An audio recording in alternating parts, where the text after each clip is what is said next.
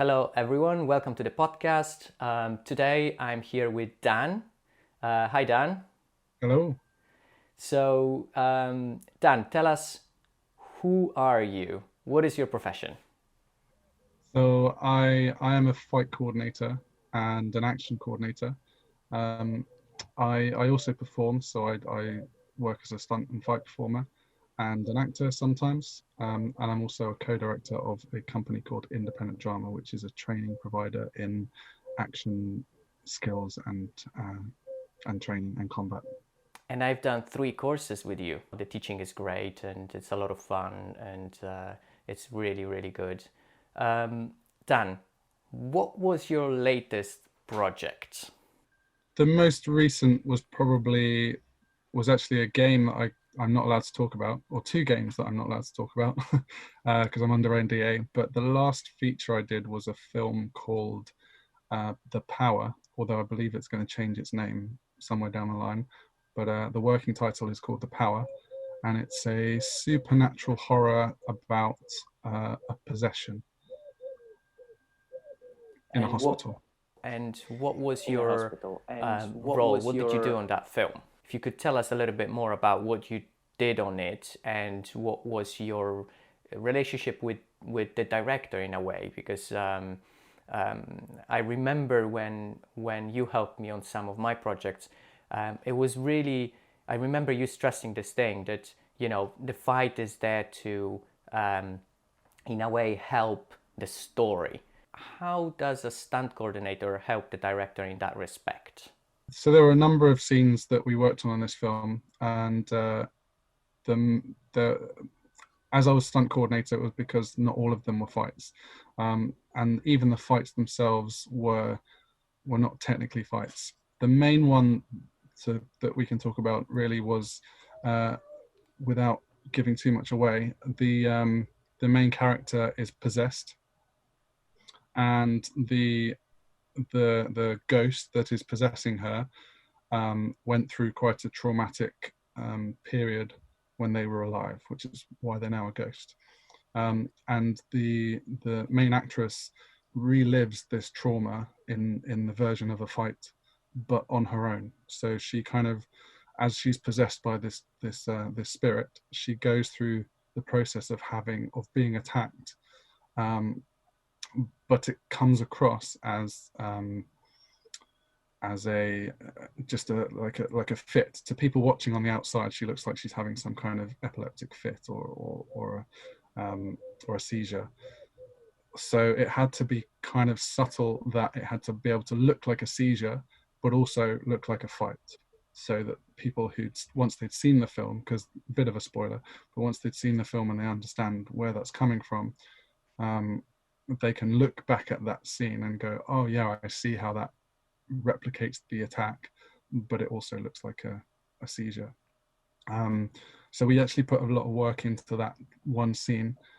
We had 2 days rehearsal with the actress, and I brought in a movement director who was also a combat person that I work with quite a lot, called Dave Nolan, and together we worked on lots of exercises and lots of concepts to get this actress to embody someone that was both being possessed or having a seizure, or going through an attack.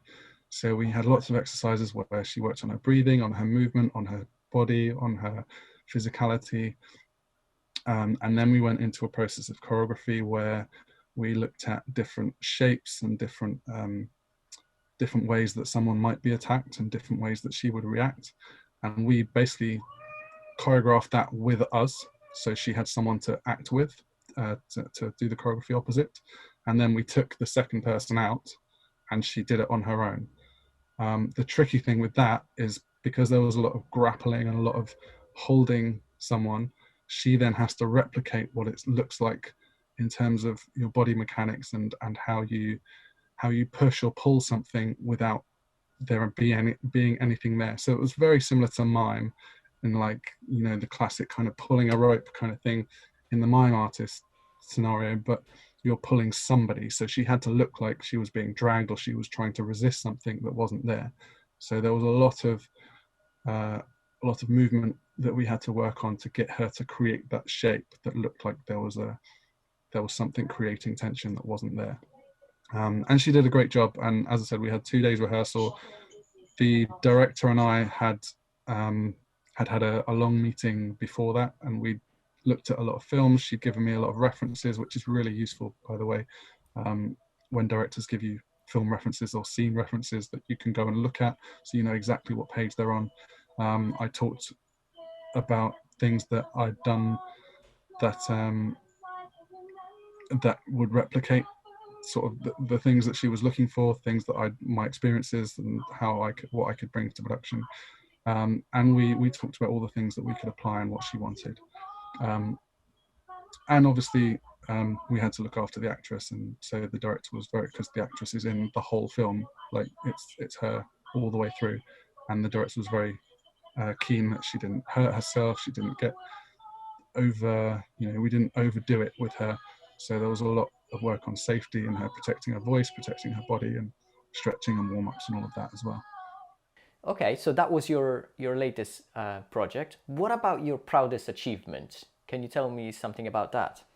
So sadly, quite recent news, because a film I did back in 2018, which came out last year, has just been nominated for a Taurus World Stunt Award for a particular fight scene at the very end, which is the climax of the film, where it's a big bar fight. And to try and put the story in a nutshell, so it's one character that walks into a bar and takes everyone in the bar hostage, and then tells his story. So it's all told kind of in flashbacks of how he was a young man who got kind of duped by some criminals, which happened to be his family, and got himself thrown into prison. They then thought that he was going to grass on them, so they put out a hit on him while he was in prison. So everyone in prison tries to kill him. Then he manages to survive by just being tough as nails, and gets experience from having so many fights and protecting himself. He was already a professional kickboxer before he went into prison, or an amateur kickboxer, sorry. So he knew how to fight, which made it make sense. And through all these fights, and he gets scarred, and he gets his face kind of mangled up, and he turns up at this bar. He manages to escape prison, turns up at this bar for his revenge, and it's called Avengement. And then there's, I think, 8 or 10 guys in this bar that he ends up having a massive fight scene with, which was 4.5 minutes long. And that's actually shorter than what we'd actually prepared. So the Taurus Stunt Awards is kind of like the Oscars of the stunt world, and obviously it's not quite as mainstream because it's very niche, but yeah, we're very honored and excited to have been nominated. When is that going to be? When? Well, it was going to be on the 9th of May. There was going to be a ceremony to decide who was going to win. Given the current situation, they've obviously had to postpone that. Whether that's going to end up being just cancelled and they'll just announce the winners online, or whether they'll eventually have a ceremony later in the year, I don't know. That all depends on how the world comes out of lockdown and what the travel ability to travel is. So we're obviously hoping that there will be a ceremony, because I'll definitely go over to LA to be there for that. What about that specific scene? What made it so special? If you can tell us a little bit about the logistics, that would be great as well. It's like, what, as a stunt coordinator, what was the challenge there, and how many people did you bring in? How many people did you have, etc., etc.? It was a lot of a team, a culmination of its parts, really. There were some great people involved. Scott Adkins, who's the lead character, is very well known as an action actor. He is the best action actor that is out there at the moment, I would say, or at least British action actor. He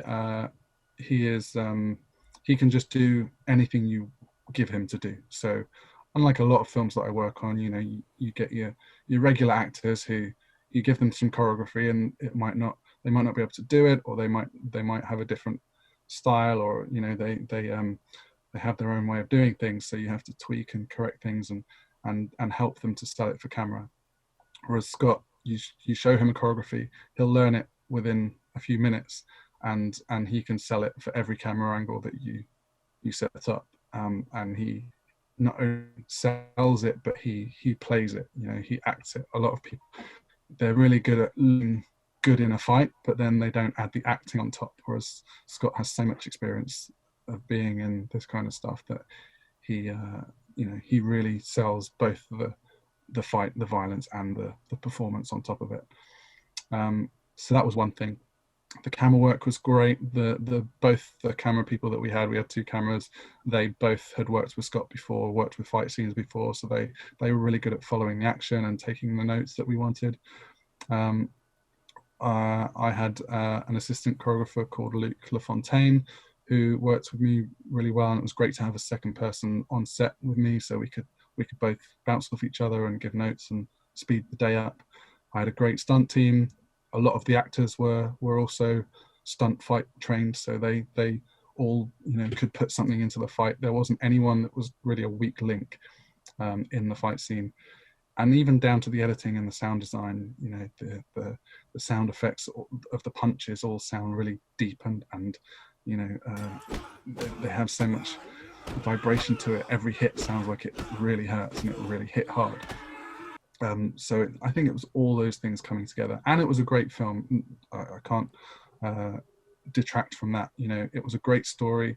It was directed by Jesse V. Johnson, written by Stu Small and Jesse V. Johnson, and it was because the fight made sense and it fit in that story, and because of everything that had happened to this guy all the way through the story, you kind of, you know, you knew it was inevitable that this fight was gonna happen, and everything in the fight, although it was particularly violent, you kind of have to, you know, you understand why it's happening, and there are some cringeworthy moments in there in terms of like the hits, but you know, it's justified, and you kind of, it's very much an anti-hero fight, but you're very much behind him all the way, and it was tough. Like there's a lot of people fighting him at once, and he puts up a good fight, but it's not a clean fight. It's not a martial arts fight. It was gritty, it was dirty, it was messy, and yeah, so the sum of all those parts came together,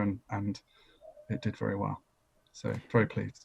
What was your inspiration for that fight? I had a conversation with Jesse before we started, and he gave me some pointers. He said, because most of the films that Scott's done before have all been martial arts films, or kind of military-esque films, but they've all been very, very martial arty, or very stylized in terms of the choreography.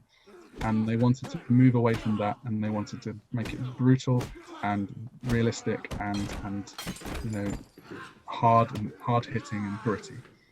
So that was one of the main notes. One film they actually, I remember, they gave me as a reference was Brawl on Cell Block 99. I think that's the title, if I've got it right, with Vince Vaughn.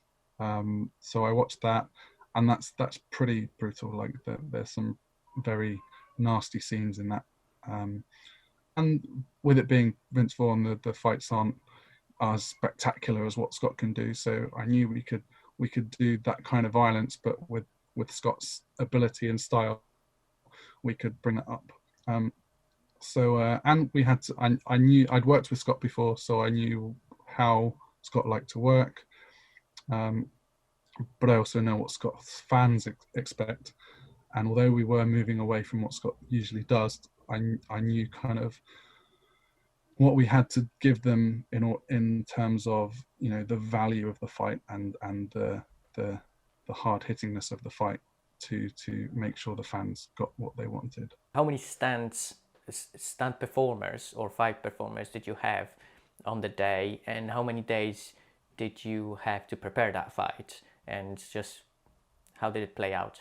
In the actual fight itself, because there was some people that got killed or knocked down before the fight begins. But in the actual fight, we had 4 stunt performers, I think, who were brought in as stunt performers. And we had, I think, 4 actors who also did their own stunts and could fight. I hope I haven't forgotten. So yeah, I think there were 8 people involved all the way through. One of them gets shot right at the beginning, so he got taken out pretty quickly. But that was just to make sure that the gun was out of play, because he's holding a gun all the way through the film, so we had to make sure that there was no guns, because they couldn't just shoot each other. It would have been too easy. How long does it take to prep? So when I got the okay to do the film, I grabbed a bunch of people and went down to a local venue to put the fights together, and it took about 3 days to choreograph this fight. And we did a very, very loose previs of what we'd rehearsed, and kind of shot a few angles and edited it all together with everyone in it. And that actually took a few days as well. So I was editing it from different days, which was interesting. Then we worked with Scott on that particular fight for about half a day, and had a few stunt guys with him in a rehearsal, and we went through all the fight. And as I said, he's very quick to pick things up, so it didn't take very long. And we just went through it a few times, made some tweaks, because there were some bits that Scott wanted to change, there were some bits that didn't quite work, there were bits where we just wanted to change the feel of it, and Luke and I would come up with some suggestions and options to fill in those gaps. And then we had 2.5 days to shoot the fight. And we had to fight for 2.5 days. It was actually scheduled to be a day less, and we knew that we weren't going to get the amount of stuff that we prepared in that amount of time. And Scott and I, well, more Scott than me, but he's able to put his foot down and stamp his feet and throw his toys out the pram and say, I want another day. And as he's the star and he knows what he's talking about, the producers let us have another day. So that was really useful, because obviously in hindsight we wouldn't have got it, and we even had to cut some stuff because we were running out of time towards the end of the fight. So it, as I said, it is shorter than what we originally planned. In terms of being a fight coordinator, was this always something that you wanted to do? How did it start? So it wasn't necessarily something I wanted to do. It was kind of something I fell into, not quite by accident, but not on purpose. So back when I was in high school, I did GSCE drama, and part of the drama course was that you had to put on your own play. You had to write and start and perform your own play. So my friends and I did this play about a bank robbery, and we wanted to put a fight scene in it. So our drama teacher taught us some very basic stage combat, and one of my friends had done some karate, and we put some stuff together and made our own fight scene. And that was my first ever choreography. Then after school, I went on to do a media diploma at college. And so we did a lot of filmmaking, and we shot trailers and music videos and soap operas and all sorts of different stuff. And every video production that we did, I created a fight scene to put in. So I got lots of practice of just choreographing fights, putting them in all these different things like horror films and soaps and spoof music videos and all sorts of stuff. And also on top of that, my friends and I would create fight scenes in our backyards, and then we'd go and shoot them at the weekends, and we'd hire the cameras that the college owned, and we'd hire them out for the weekend, and we'd go and shoot our own films and shorts and fights. So it was something I was doing, but I wasn't really thinking it was a career path. I did want to be an actor at that point. So once I came out of college, or at least at that point I figured out I wanted to be an actor. I didn't know before that. Moved down to London, started working as an actor, doing a lot of theatre at the time. And in 2003, so I graduated college in 2000, I think, or 99, I forget now. But in 2003, I did a stage combat course with a company called Youngblood for the BADC, or the British Academy of Dramatic Combat. And I did all of my levels, because there's various different levels you can do and different courses, and I did all of those in a year, and got quite good marks. And up until this point, I should say, I also done quite a bit of fencing. I joined a reenactment society, so I had a lot of sword fighting experience, and I think I did a bit of kind of teach my own martial arts kind of stuff, teach myself martial arts. So I had a bit of experience around that as well. And then from there, I was lucky enough that a lot of work I got as an actor had fight scenes, or I was playing a quite an aggressive or military style character. And a lot of those productions were very low budget, and short films, student films, things like that. So they didn't have the money, or they didn't have the ability to find fight directors. So I would offer to create the fights for myself and the other actors. And over time, that sort of built up, that I'd done quite a lot of choreography, but I was still very sure that I wanted to be an actor, and I was just choreographing because there was no one else. Then after a few years, I decided to move into teaching, to be a stage combat teacher. So with the British Academy of Dramatic Combat, I went through their teacher training process, which is the 3-year process, trained to be a teacher. And during that process, I felt a little bit more confident in working with actors and putting myself out there as a fight choreographer and a fight teacher. So at that point, I started actively looking for fight choreography work as a means to build up a bit of a CV and some experience, and maybe get a bit of money coming in from that area as well, but still very much dedicated to being an actor.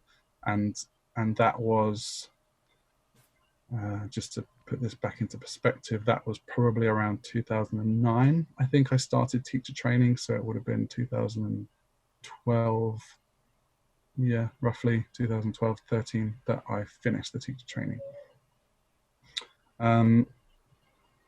So that's when I kind of really started taking on proper fight coordinating, fight directing roles.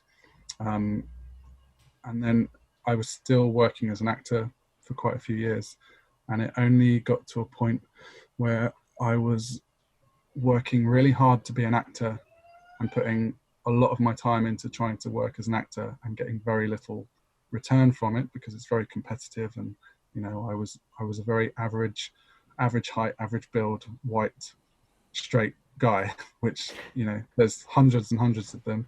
So it was very hard to get work. And yet on the other hand, I was getting offered fight work without even having to pursue it. And when I was pursuing fight work, I was getting every job that I was asking to do, and the jobs were getting better and the money was getting better. And I had this point where I knew I had to make a decision, that I was giving all my time to something that was getting very little return, and very little time into something that was getting a lot of return. And I finally decided that I was going to put all my time into fight performance, fight choreography, coordination, and just stop looking at being an actor, at least for the near future. And that's when the career really took off at that point. And I started getting some really good projects, and the people I met on those projects then rehired me, and they went on to do bigger and better things. So as they progressed in their careers, they took me with them, and that's kind of what it's all about. And you mentioned the teaching aspect of it, because obviously I've done the BADC, the 3 levels, beginners, intermediate, and advanced with you. Can you tell us a little bit more about the teaching? Because you just mentioned it, but actually you've got a company with Ronin, right? That is your business partner. So at a certain point in your career, you met Ronin and you decided to create independent drama. Can you tell us a little bit about independent drama, what you do? around the time I started my teacher training, I did a show where Ronan was a fight director, and I met Ronan Trainer, and he already had independent drama as a company that wasn't really doing anything. It was originally intended to run workshops for actors to just do acting stuff. And over time, we became friends, and the small projects that I was doing, I'd bring him in to be a performer, to help out with the choreography, and vice versa. And we found a good working relationship and a good team around us that we kind of all worked together and did projects. So eventually we decided to once he was a teacher as well, and once we became full teachers, we wanted to have something to be able to offer teaching to the outside world. So independent drama became that umbrella for our teaching work. And Ronan's from the BASSC, which is the British Academy of Stage and Screen Combat, which is basically another academy that does the same thing as the BADC, just in a slightly different way. And we were the first and the only company to offer both accreditations. And then we continued working together and still do. And ID Independent Drama has grown into a much bigger thing. We offer more courses than anyone else. We also do courses now in wire work, in horse riding, in stunt driving, precision driving, firearms, all sorts of different weapon systems. We've got regular weekly drop-in training. We have screen combat training coming up, and a number of one-off workshops and bits and pieces that we do on martial arts classes. There's a whole bunch of stuff, because there's all new stuff that's just come up this year, which at the moment is all on hold, but there'll be some exciting stuff. You also went international with I don't know whether I'm correct at calling it a partnership with another great fight coordinator from Italy, right? Simone Belli. Yeah, Simone I met on a stunt workshop that I did a few years ago, and we got on really well. And again, projects that I was doing in the UK, I'd bring him, he'd come over and he'd be in my stunt team. And he's based in Milan, and he was setting up his own stunt company over in Milan, and he got me over a couple of times to teach for his company in Milan. So yeah, and I went to Estonia as well to teach for the Nordic Stage Fight Society summer workshop as well a few years ago. So what skills did you need to develop to become good at what you do? I mean, first and foremost, it's good to be able to do the performance side. So as a fight performer, to become a fight performer, there are a number of ways to go through. You can go, you can do martial arts first and then do your combat training later, or you can do your stage combat training first and do martial arts and other bits and pieces later. I'd recommend understanding, if you're doing martial arts, make sure you understand that if you're doing it to pursue a screen combat career, that you're understanding the differences between the martial art and what it's like to do it on screen. A lot of martial artists get a bit too stuck in the way the martial art should be performed, and they then find it hard to be flexible. And stage combat or screen combat is almost like its own martial art, and it's a very different style and system to any other martial arts. And you can't really, although they do bleed into each other, no pun intended, the techniques are very different. And I mean, the obvious one is you're not trying to hit someone, you're actually trying to miss them, but you have to play the violence and the aggression and the intention to hit someone. So on that note, acting is also a major part of fight performance. And then to go into fight choreography, you need to be a good director. So you need to understand actors, you need to understand how they work, how they think, how you get that across to them when you're teaching them choreography, because you might be able to do it, but they might not be able to do it. So you have to explain it to them in a way that they understand, not in the way that you understand. And every actor is different. So what you explain to one actor might have to change for how you explain it to another actor. And that is where I found that the teaching training that I had was invaluable. Not just because it gave me the vocabulary and the base syllabus to be able to work from, to be able to give actors choreography and things to work on, but also the experience that I had from teaching at courses and working with all, like, hundreds of different kinds of actors and different kinds of people and different shapes and sizes and abilities. And I've had people who, you know, the people with 2 left feet who can't walk when you tell them to walk. I've had people that are dyslexic, dyspraxic. I've had people with injuries coming in who, you know, or disabilities that you have to then be able to give them help them be the best that they can be. And so going onto a film set or a stage set, I can be confident that whoever they give me as an actor, I've faced that challenge. You know, whatever challenge they could throw me, I've faced that or something similar before. So I have that confidence to be able to work with an actor. And I think as a choreographer, as a coordinator, that is one of the most important things. And you know, most people can choreograph a fight. It's not hard to choreograph a fight, but getting an actor to do a fight that isn't you, I think that's hard. And having the relationship and the communication with the actor is very, very important. On top of that, there's storytelling. And as you said at the beginning, a fight has to tell a story, and it has to make sense. And that might seem a little abstract, that punches and kicks can tell a story, but the character's style, the character's thought process, the character's training, the moves that they use, the beats that they follow, and even on a wider scale, on a bigger picture scale, the pauses that you use, the speed that you use, the rhythm of the fight, where the fight goes in space, and all of those things tell the story, both from the character's perspective, but also from an audience's perspective, and how they see the image and the bigger picture. So I said before about directing, but I had done some directing before as well, and I'd worked with a lot of directors as assistant director, and so that also was invaluable of how to visualize the bigger picture, and how to draw focus, and how to use movement to tell a story. And partly from my acting background, I could understand story as well, and as I said, how actors think and how actors work, and how you create a character using violence or using movement.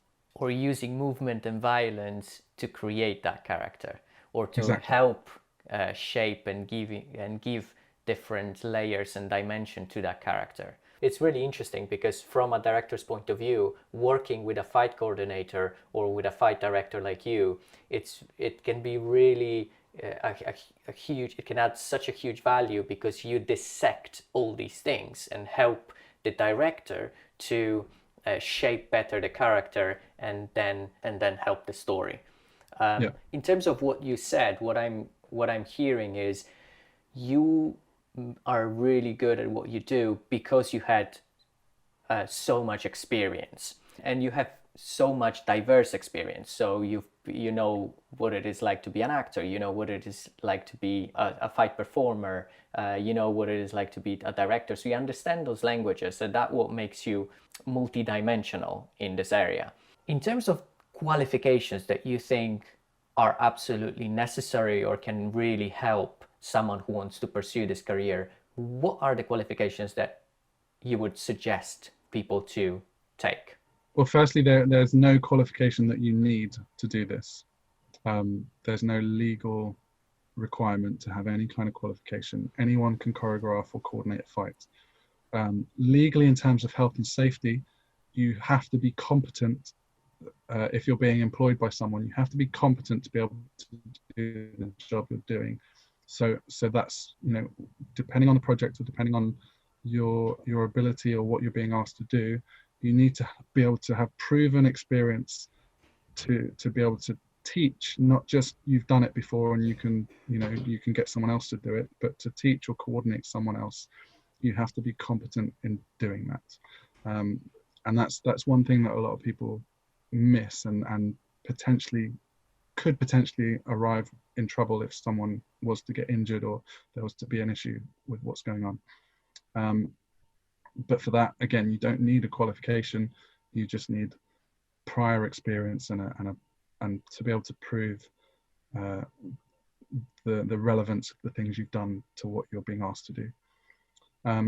In terms of what I'd recommend, as I said, I think the teacher training that I had with the BADC, which is also available through other stage combat companies, was invaluable to the way you approach working with actors, the way you approached choreography and storytelling. And there was a lot more, there were a lot of requirements as part of the teacher training in terms of risk assessments, in terms of inclusivity, in terms of writing class plans, down to historical research and knowledge and theatrical and film research and knowledge.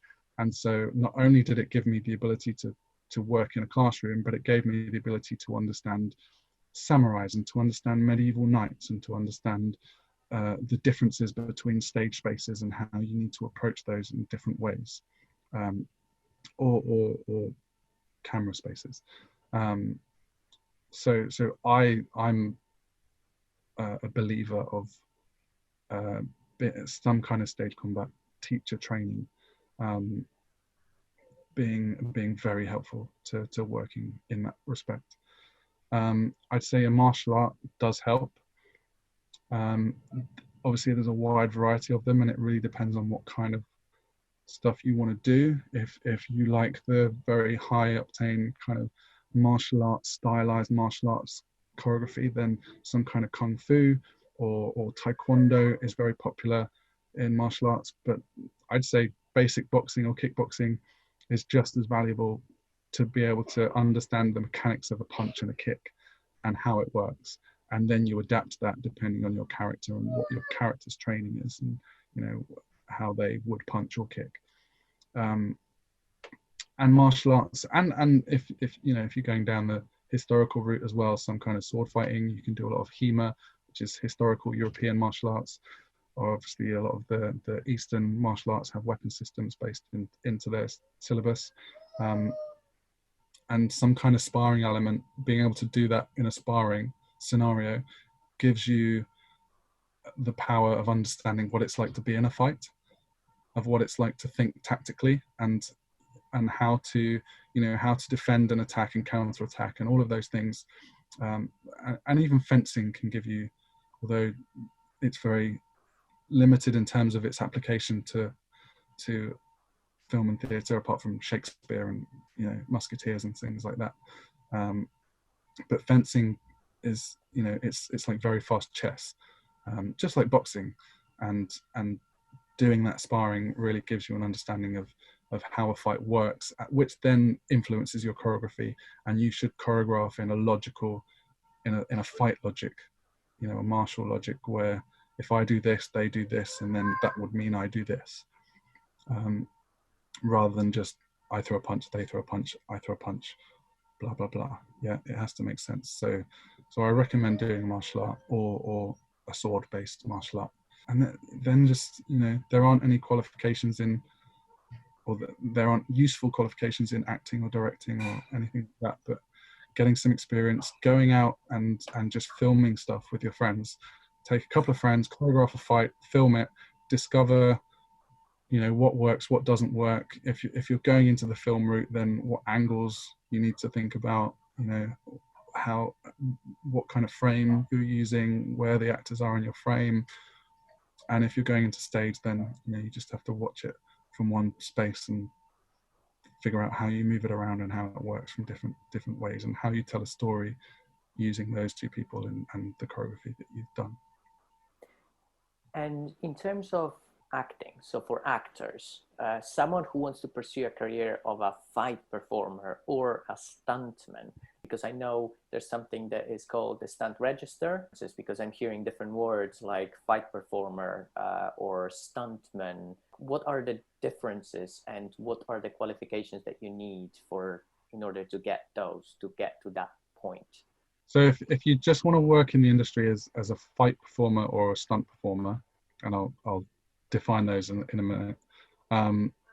The best way to do it, to go about that, is to go for this British Stunt Register, which is a registered, or a body, an organization with a database, or a group of stunt performers and stunt coordinators who belong to this group that has its own requirements of entry, which sets a very high standard. And this is UK based, so other countries will have their own registers or none at all.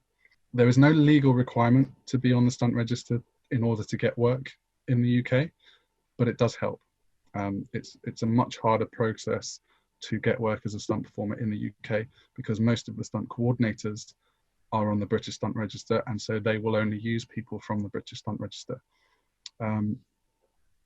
If you want to get onto the British Stunt Register, you have to do 6 disciplines in a variety of skills to a very high standard. So that might be rock climbing, scuba diving, high diving, motorcycle riding, driving, horse riding, and there's different categories and different things that you can choose, gymnastics. And once you've ticked them all off, then you apply to the Stunt Register, and they can take you, or they can tell you to go and do some more. But you have to hit the requirements. Do I remember correctly, does one of these disciplines has to be a martial art? Yes, yeah. So one minimum has to be a martial art. That's the only absolute requirement, I believe. It changed recently, but I believe that's the only absolute requirement. To what level? To a brown belt, I think. They also had some recent changes, which also included doing acting. So you have to do an acting course, and there's a list of schools that you can go through to do that. And you have to have so many days, I think it's 30 days or 60 days on set, either as an extra or as an actor or fight performer or something.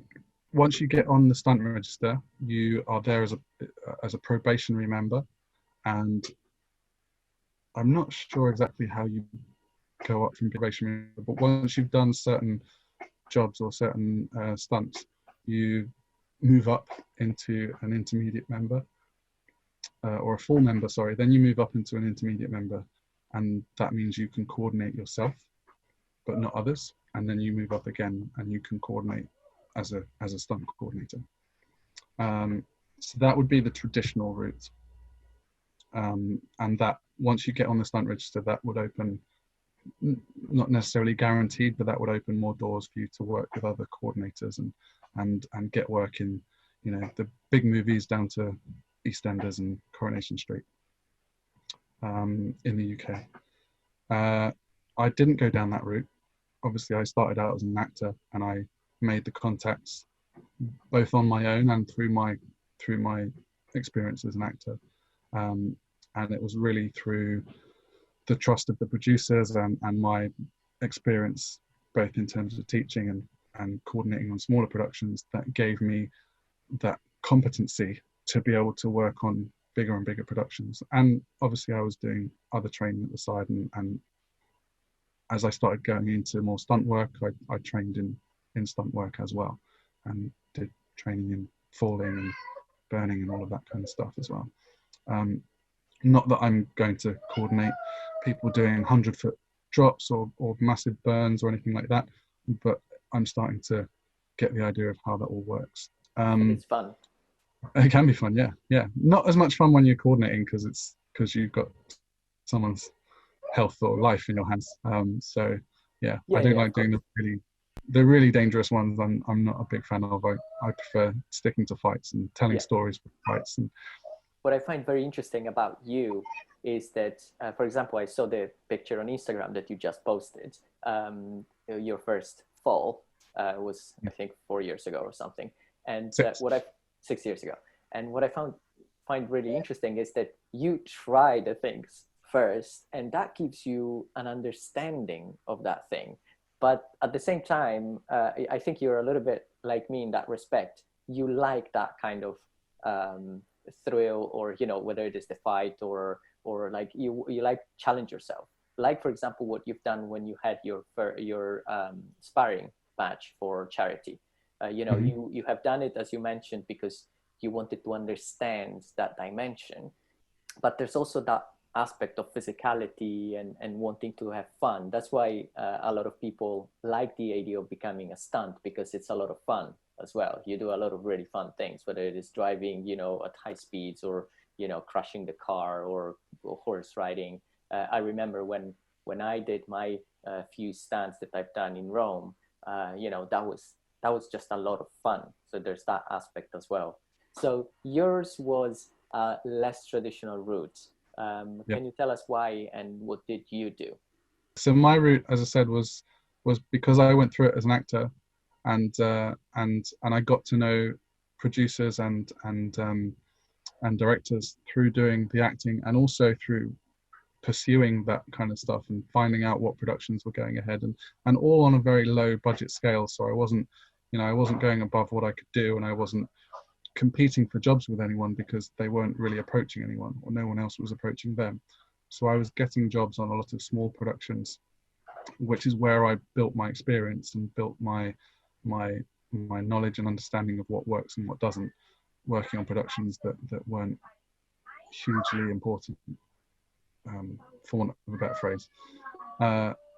If someone wanted to go forward as a fight performer, but not go down the stunt register route, then I'd recommend either going down as an actor and selling yourself as an actor that has a strong fighting skill.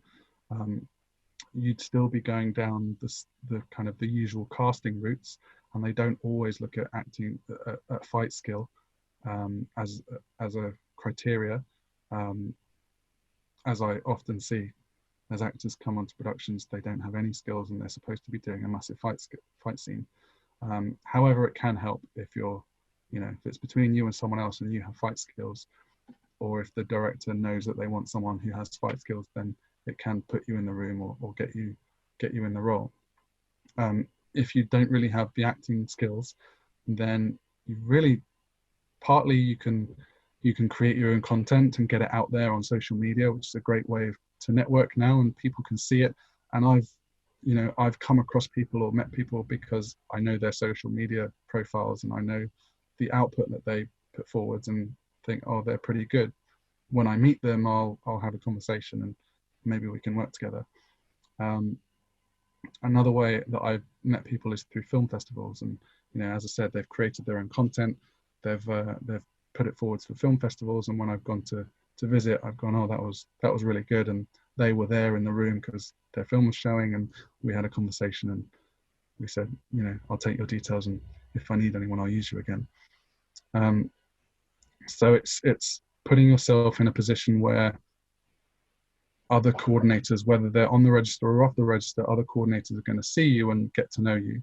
So it's networking really, and a little bit of luck and being in the right place at the right time, but it's putting yourself in the right place at the right time and making sure that you've done your research, the places that those coordinators are going to be, and don't turn up at their pub and give them your CV. But if you go to film festivals, or if you go to the gyms where other stunt guys work out, then you can meet other stunt guys or other fight performers and work stuff out with them, and they're going to have contacts that you might not have. So it all, you work together and help each other out, and then you either create your own content or you find a way of putting yourself in front of other coordinators. You can write to them. I'd make sure that you're not only is your you have to have a high standard to write to them. Don't write to them if you're maybe still got a bit of work to do, because you could detract from your application, and then further down the line, if you write to them again, they might have a negative view of you from your last time. But make sure you've got some kind of video to follow up with, or to add to that application. Just because I'm only going to hire a fight performer, or I'm obviously, a main concern is whether they can actually do it and look good. So I need to see them do something, especially if I don't know them, because then I don't know their personality. So that's one aspect that I'm not going to see. So I need to know they can do it, and then I want to meet them and find out if they're a nice person. So that's how I would approach people, and maybe don't necessarily approach looking for a job, but approach someone looking for advice, or compliment them on something they did and just leave a little, here's my show reel at the end. And, you know, then that's a nicer way of approaching someone than just, can I have a job? Which isn't necessarily going to happen straight away. As for personality, as I said, you know, if we're going to be on set with somebody, we want to be able to work with them. And I want to know that not only can I get on with you if I'm doing a lot of days with you on set, or a whole day when we're working together, or if maybe I'm having to fight you myself, that we can get on. But also if I give you a note, or, you know, if it's quite a tense set, I want to know that you have discipline, that you have professionalism, that you're quiet and you speak when spoken to, and all of that. And I can trust you to set a good example for myself and for my team. You also mentioned something that I wanted to ask you, because, for example, you as a fight choreographer, you mentioned your team. And I remember when I did the courses with you, at a certain point, you asked me whether I wanted to take that route and then get onto your team. And actually, because of a matter of luck, you took me on a job where someone, I think, if I'm not wrong, got hurt, and you needed someone to substitute that person straight away. So what do you look for in a fight performer, and how do you choose that person then to get onto your team of people, reliable fight performers who, you know, that can do the job? If they've already ticked the personality box, then I want good reactions. And more often than not, as a fight stunt performer, you're going to be reacting to someone else beating you up. Yeah, the hero needs to look good. The hero has all the fights and all the moves, and you might be just one person that comes in and gets punched in the face. So I don't necessarily need people that can do amazing martial arts, because it's very rare that you're going to be the one person having a fight with the lead doing an amazing martial arts fight. But you know, if you're henchman number 3 who comes in and throws a punch and gets knocked out, that's more likely. So I need people that can react well in multiple ways, you know, and be relaxed and be able to adapt and change. And because the choreography we might come up in advance could change on the day very quickly, and I need to be able to go, okay, do this instead, and you know what to do. Even better is someone that understands where the camera is, and if the camera moves, they will adapt what they're doing to where the camera is. And without going into too much detail, that takes a trained eye or a trained mind to be able to know how to change what you're doing in order to make it work for a different camera angle. And of course, I would help anyone I would help on set to be able to do that. But if someone did it without me having to tell them, that's going to impress me a lot. So, and that saves me time and saves me effort thinking about it and trying to come in and change it. So that's certainly good. So for all those listening and wanting to get to take on this career, there's lots of courses that you offer, and it's a great way to meet you, first of all, and then where also they can show their skills. That's one place where they can meet you and, you know, build a relationship with you. Things happen if you get out there. So what are some of the online spaces that you would advise people to be on in order to find jobs as a fight performer and then as a fight coordinator? Well, there aren't any really. So different routes that you can get into fight performing. As I said, one is acting. So just the usual acting online profiles. So you can get things like mandy.com, Spotlight, Star Now, what other stuff, casting networks. I don't know many more, but you know, they offer acting roles, and if they need someone with a fight background, then they will specify that usually, or you can sometimes figure that out from the brief. You can also, I didn't mention this before, but you can also go in as a special action extra. So that is an extra that has special skills, which usually is fighting or sometimes gun handling. And for that, you can join an extras agency, of which there's many. There are some that specialize in special action and independent drama. My company has one as well, that we specialize in special action performers. And then you'll go on to a film. You'll be hired to go onto a film set to do maybe a battle scene or a gang fight or something where there's a large number of people. Sometimes a smaller one, depending on the production. But you know, you might go and do like Braveheart, and you'll be one of the soldiers in the army in the background. All the stunt guys and the actors will be right at the front, in front of the camera, because they're the ones that the production trust and they have the track record with, and they're insured for. And then all the background, all the special action extras in the background will all be behind, filling in the gaps and making it look busy, like a battle's going on. Not quite so much pressure in those to be the best, but obviously you need to understand how to perform for camera and how to play it big, because when you're in the background you need to move a lot so that you don't draw the attention of the audience for the one guy that's kind of doing this with a sword. Need to look energetic and aggressive, like you're in a real battle.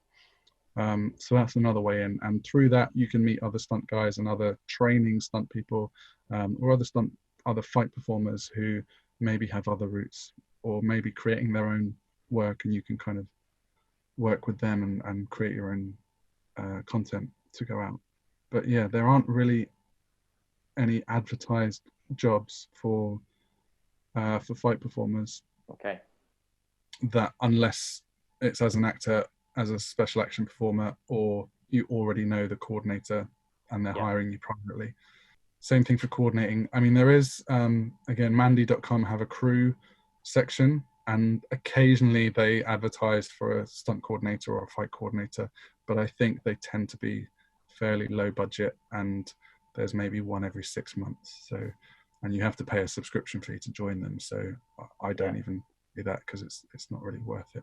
So it seems quite hard to get that experience. So a good way of doing it probably is what you said, just, you know, get a few friends together and, you know, or offer yourself to I don't know if you know other filmmakers, directors, etc., just to choreograph their fight if they have a fight in the film.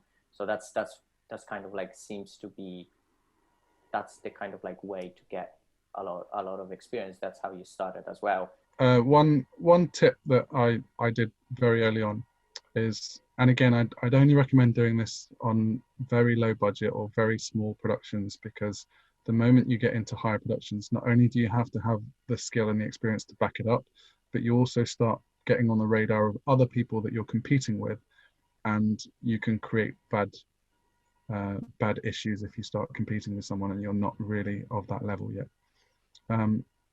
But is to, again, it helps to be an actor, but to look up the breakdowns, whether it's on crew breakdowns or acting breakdowns, where there's a film going into production.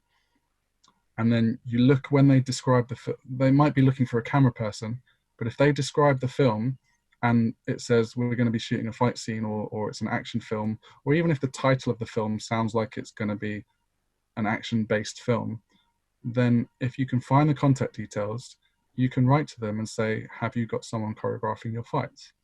And if it is very low budget or no budget, it's very likely that they don't have anyone.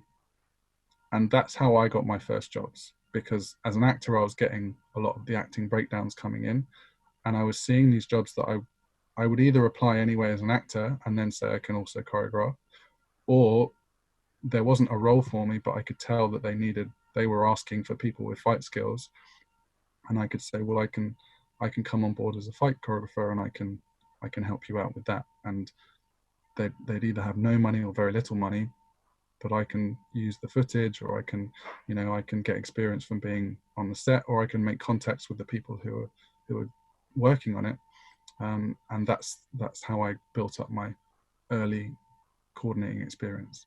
When someone is just starting out, or maybe they are, as you mentioned, extras with special abilities, what would you say on set, because you mentioned it, where they can meet other stunts and create those connections, etc. What would you say are things absolutely not to do? I mean, one thing that can kill you is just keep talking about it. Don't keep talking about it. Like the people that, especially if you're bigging yourself up, like there's no time no one has any time for egos. So if you're saying you're amazing and you're going to be the next action star and you've got all of this, then you'll come across as just unrealistic and naive, and no one wants to work with you because you think you're better than you are. And if you are good, if you genuinely are really good, then be humble about it and don't big yourself up, and people will see that you're good and they'll want to work with you.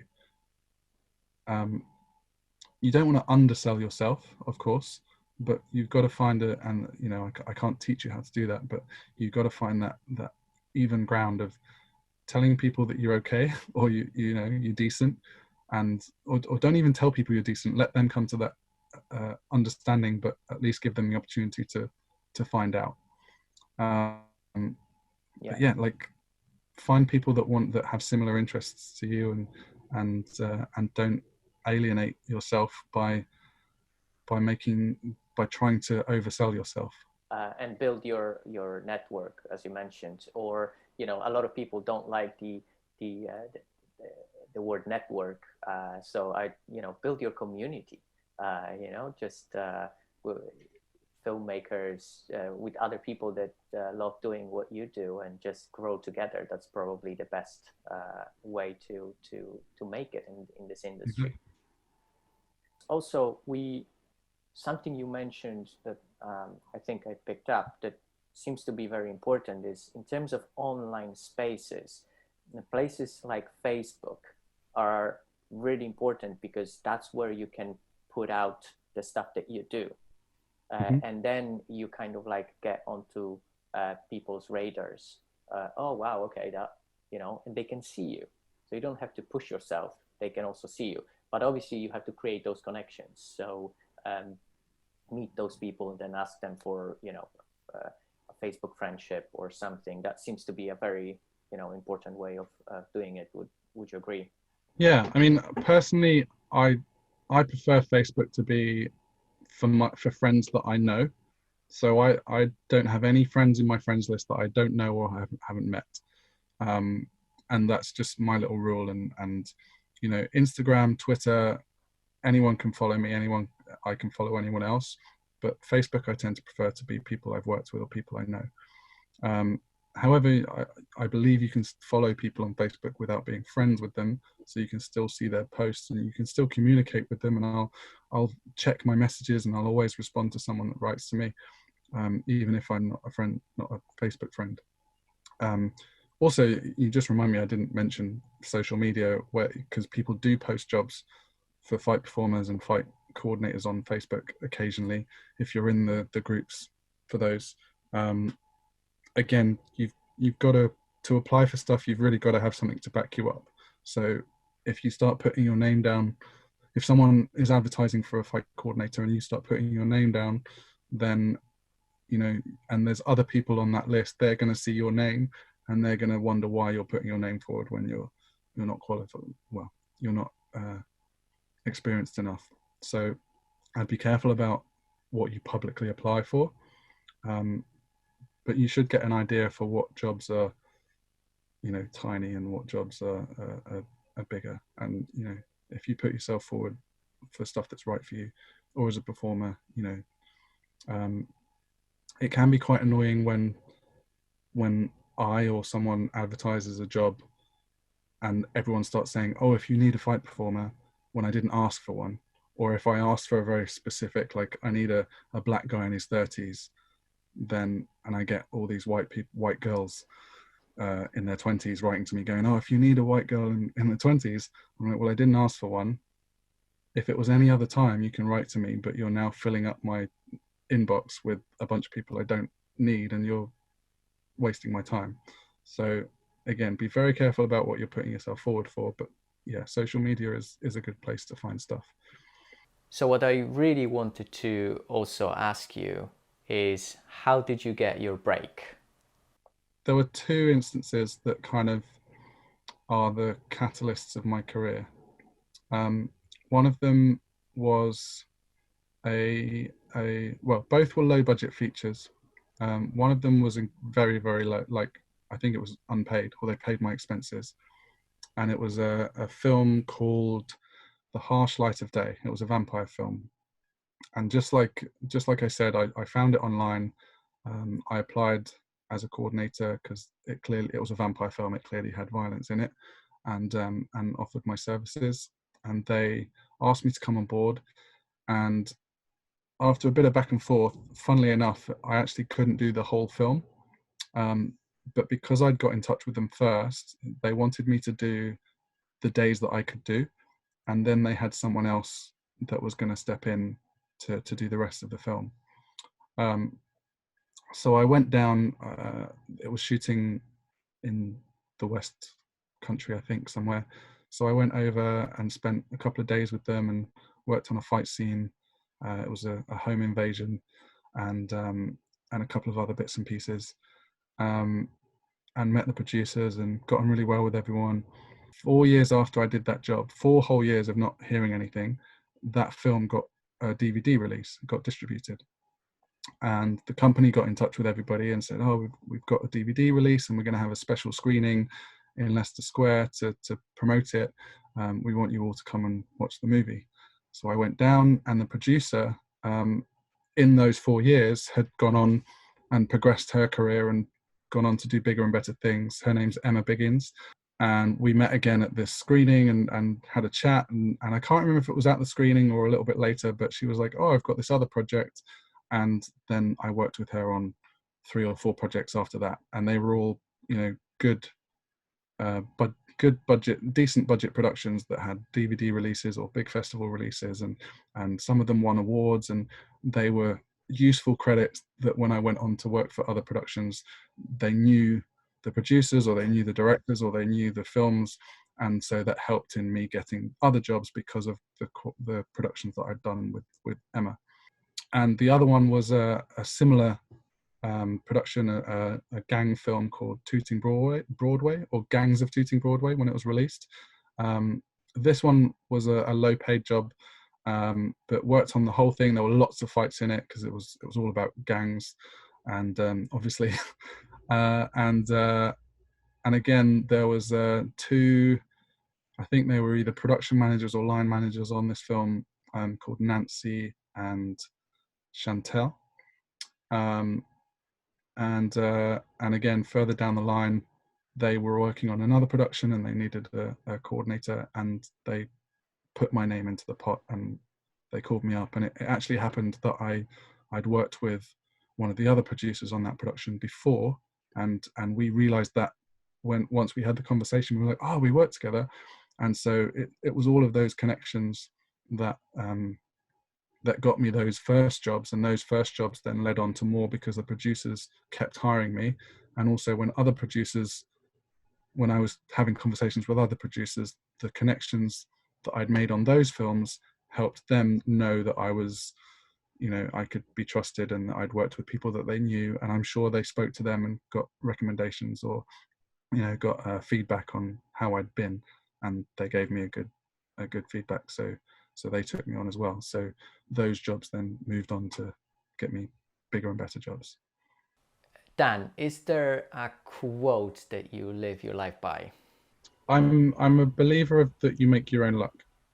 And I know I said before, put yourself in the right place at the right time. So it's not, although there are situations that are pure luck, I think a lot of it still comes from the hard work that you put in before that in order to get the opportunity, or putting yourself in the right place at the right time and understanding the meaning behind being there, or being in front of someone or meeting someone, and not making it a point of sale or an opportunity to shout about yourself, but just being there and making the right connections, or making the right moments happen. And a lot of jobs that I've got have been just because I met the right person at the right time, or I was in the right place at the right time, but I was there because I'd put the work in. I wasn't there by accident. What are Your top three films that maybe influenced you in your career? Firstly, I couldn't possibly do justice by saying there was a top three. There's probably a great many number of films that I could choose from. So these might be totally at random and not in any particular order. But I know Robin Hood, Prince of Thieves was a big guilty pleasure of mine since I was a child. Just the adventure story and the legend of Robin Hood and the fight scenes and the medieval and the romance and Rickman and some great actors and everything else. So that certainly stayed with me for a while. I think Gladiator was a big one. I was late teens, I think, when that came out. So it was a really influential time. And as I was kind of starting out my career, I guess, without really knowing what I was doing. But yeah, some great fight scenes and spectacle in that film. And then to pick something maybe a bit more recent, I think The Raid was really important and groundbreaking, both Raid films, and I remember studying that in my own time and just taking one of the fight scenes and going through it shot by shot and looking at what they did and how they did it, and it was a very different style to what I usually do. So I really wanted to examine that kind of fight, but it was so brutal and so relentless, and I'd like to think that I brutality is kind of one of my one of my things that I do. Signatures. Yeah, so I'm sure that I got something out of The Raid in terms of what you can show and what you can do with fight scenes. Would you say kind of like The Raid builds upon the Old Boy? Yeah, there's a lot of similarities with that. Yeah, Yeah. What was the latest film that you watched? Do you remember? I watched Castaway the other day, partly because of the whole lockdown and being on your own and all that kind of thing. I've kind of been watching films that have a relation to that. But I've seen Castaway before, so it wasn't the first time. But I think it's great, and Tom Hanks does a great job. And it actually made me cry at the end when he finds his wife is with someone else. And yeah, it's a good film, very good film, I think. Great storytelling, great actor. Yeah. Finish this phrase. Life as a stunt coordinator is. Full of adventure and responsibility. I know on the surface there's a lot of there's a lot of cool stuff that we get to do, and there's we do fight scenes and stunts and everything seems very exciting. But as a coordinator, actually most of your time is planning that and making sure it's safe and making sure that you have the right people and the right equipment, and there's a lot more logistics to it. And you're a head of department, so everything that happens lies on your shoulders. So there is a lot of responsibility. And as I said earlier, in some cases you have people's lives in your hands, if not at least their health and their well-being. So if you get things wrong, there can be some pretty serious consequences to that. So yeah, responsibility is something that people don't often think about. Dan, it's been great chatting to you. Thank you very much for what you shared with us. I hope people will find it useful. Thanks a lot. Thanks for having me.